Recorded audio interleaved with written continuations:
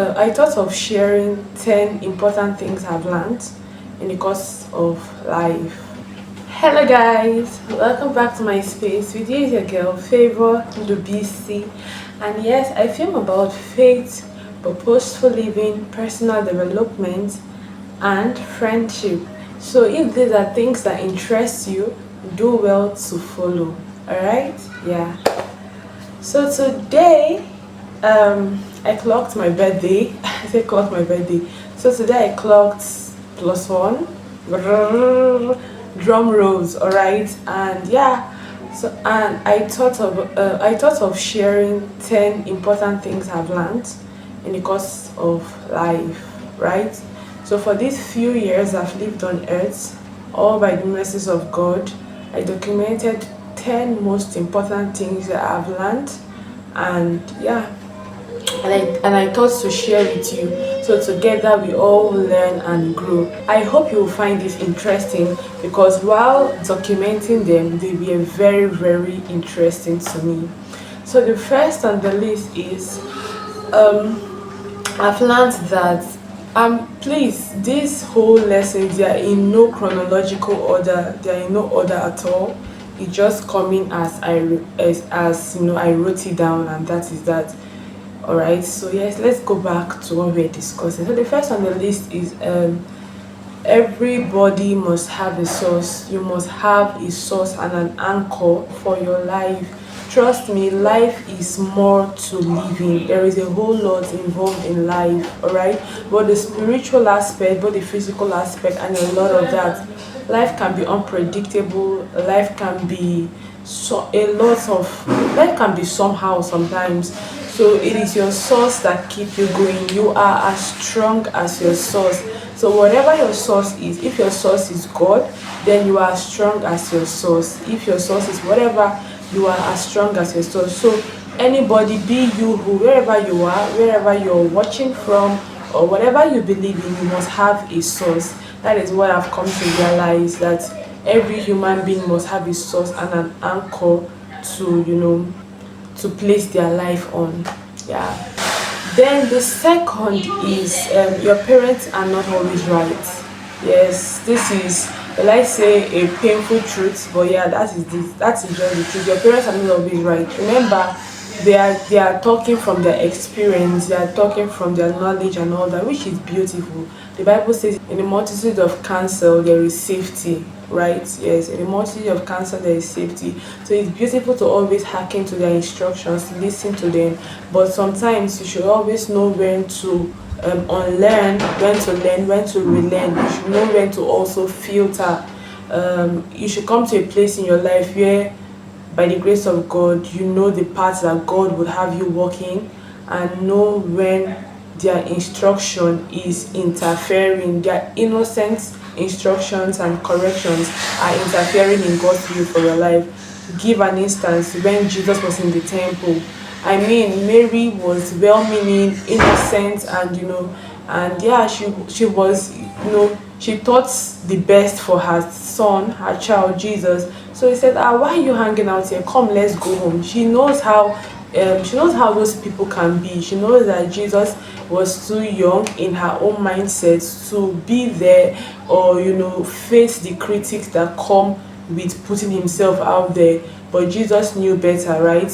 And so he immediately, in front of everybody, he just told them, who is my father, who is my mother. So he silently avoided that whole well-meaning but underlying dangerous advice or rebuke or correction from his parents. So likewise, you should know when to draw the line. You should know when to apply God's given wisdom. Yes, they mean the best for you. Your parents mean the best for you, but they may not know it all, because they are all talking from their own experience and their point of view.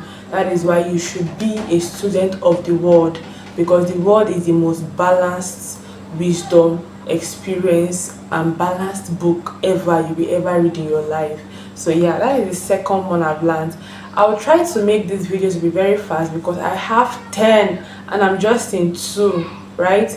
So the third lesson I've learned in the course of life is that be less judgmental, right? Be less judgmental. The attitude of always judging people, things that maybe you think you might not, you cannot do, and when you see other people doing it, you're already like throwing the judgment cap and all those stuff. Just calm down. I realize that people act based on their experiences. Alright, people act out their compounded experiences they have gathered over time. The reason why you are the way you are, maybe it's because you didn't face some kind of experiences those people faced, right? And I don't mean that you cannot turn out better or turn out. I just mean that give people grace. People are going through a lot. For the fact that you had your life easy going for you does not make you a better person. All right, it's when we are all exposed to the heat of life, that is when you can now know that, okay, for a truth, I went through this situation, and yes, I insisted on doing this, I insisted on doing the right thing and all that. Maybe, just maybe, you can now have the bragging rights or the rights to actually judge others in that same situation. Maybe, because the one who is qualified to judge us has never judged us. So just reduce the way you judge people. Yeah, I not say that because I know that it is human nature. Sometimes before we even see people, we conclude or about them already, maybe from their appearance or whatsoever. And that is why personally I don't believe in the adage that says don't judge a book by its cover, because I know that it is very far-fetched from reality, right? But what I'm saying is I reduce it. Sometimes when you catch yourself judging people too often, it's time for you to calm down and look into your life, because trust me, there are also flaws with you. So that's what I've learned that people are a truckload of experiences. So don't be judging people up and down, because you have no idea what it takes to be them. You have no idea what it takes to be in their shoes. All right, yeah. Peace. The fourth, I think it's the fourth. The first thing I've learned so far is sometimes it is okay to be alone. Yes, coming from somebody that I've always wanted to have a friend, wanted to have bestie this, bestie that. Yes, I have good people around me. I have close, good, amazing friends around me. But yes, it took me a while, it took me a lot of, unnecessary conflicts and disagreements and baggages, traumas before I even got to see these amazing people.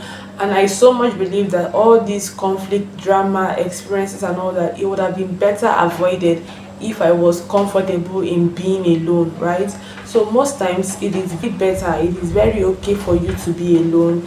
If the situation you're finding yourself in, if it doesn't fit your values, if it's traumatizing you, it is if it is dangerous, both verbally abusive or physically abusive, it is better to be alone. If it's something that is always a constant torture to your mental health, then it is always okay to be alone. Learn to find company being by yourself. Learn to find company staying on your own. Sometimes the best place to be is by yourself, where you hear your thoughts. It's always okay to be alone than to accumulate unnecessary drama, conflict, and experiences. Just learn to be alone. I learned that in a very bad way. So please, I will not advise any of you to run into spaces that does not value you because you're trying to run away from yourself. Please spend time with yourself and discover the amazing person that you are. Yeah. The fifth point I've learned is people's laughter means nothing. Yes, people's laughter means nothing. But the fact that you're laughing with somebody does not mean that they might be thinking good or well of you. Right? Even Judas Iscariot, he drank from the same cup that Jesus drank from and still went ahead. That same night, I'm not talking about the next day, that same night, he still went ahead to betray Jesus. He still went ahead to surrender Jesus, right, to his enemies. So for the fact that you're having an enjoyable and a pleasurable, beautiful time with someone does not mean that those people have the best intentions for you. So you have to be careful. I'm not saying this to scare you, neither am I saying this to, deter you from hanging around with people or bringing people into your space. No, I'm just saying this so that you will not be too naive. Trust me, I've gotten into spaces where I thought this person was, had my best interest at heart, but that was far from the truth. So yeah, this is what I've learned, and I'm sharing it with you so that you can do better and not also fall a victim of these things that I did or I encountered. All right, yeah. The next on the list is I've learned nothing good comes easy. Whatever good thing you want to have, then you must be willing to pay the price for it. The price of hard work, determination, sacrifice.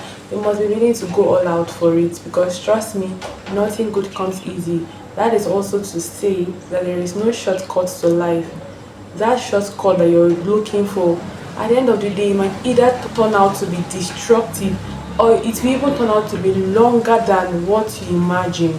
So there is no shortcut to life. The thing is, you decide on what you want to do and be ready to pay the price to have it. If people's life look easy, it could be that they did hard things long enough till the point that it got easy for them.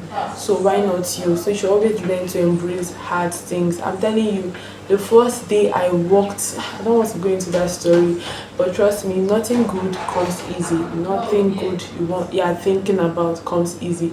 Every good thing requires work.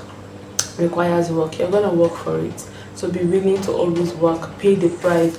Let paying of prices become a part of you. Don't always look for shortcuts in life. I mean, it will take you longer than it should take. Do you understand? Yeah. Like, the next thing I've learned is that life is personal. Life is very personal. But the fact that yes, you are born into the same family does not mean that all of you will pan out in the same direction. Do you get? It does not mean that all of you will become one thing. Life is personal. You can see two brothers, you can see three sisters, five sisters, or whatever, and from the same parents, but they end up being different, different people with different experiences and different decisions. So life is very personal.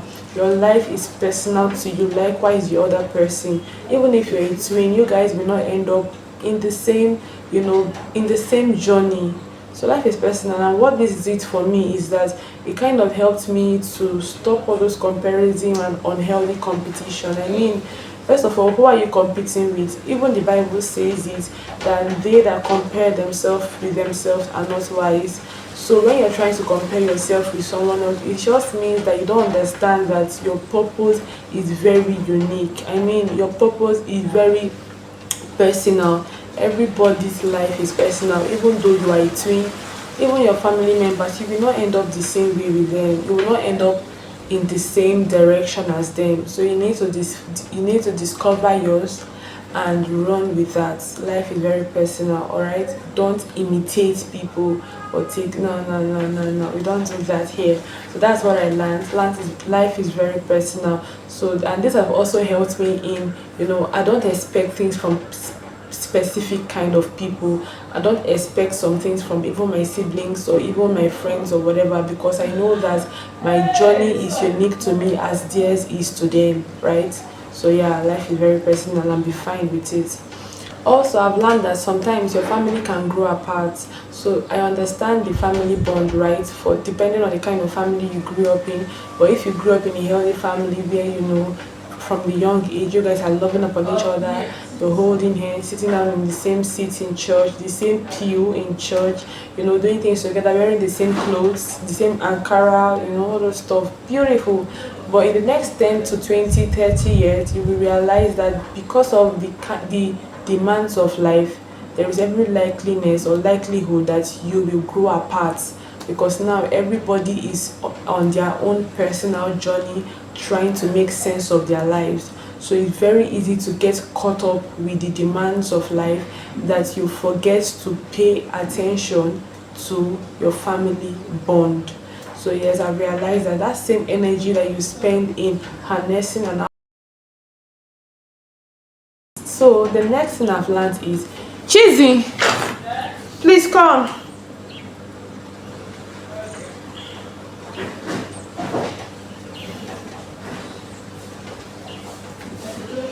be fast. This thing that is recording. Let me know if it's recording. Just let me check it if it's recording.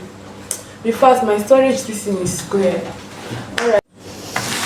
Okay guys, so my phone stopped recording, and obviously the remaining things I was saying, I'm just saying for myself.